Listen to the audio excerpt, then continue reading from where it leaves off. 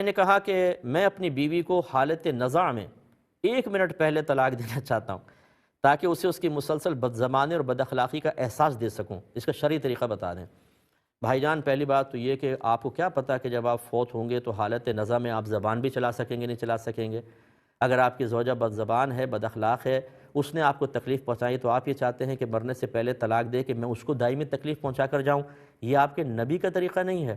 اگر آپ چاہتے ہیں کہ اس کی مسلسل تکلیف کے جواب میں واقعی اس کو شرمندگی اور تکلیف ہو، آپ اسے معاف کر دیں۔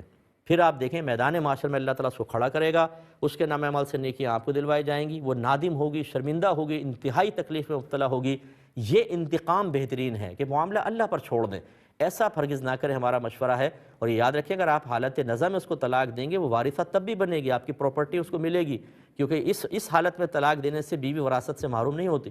وہ آپ تڑپتے رہیں گے قبر کے اندر، وہ آپ کے مکان آدھا لے جائے گی، تو آپ کو میرے باپ رے، میں تو چاہ رہا تھا تکلیف ہو اور مصیبت پیدا ہو گئی۔ تو اس لیے ایسا آپ نہ کریں۔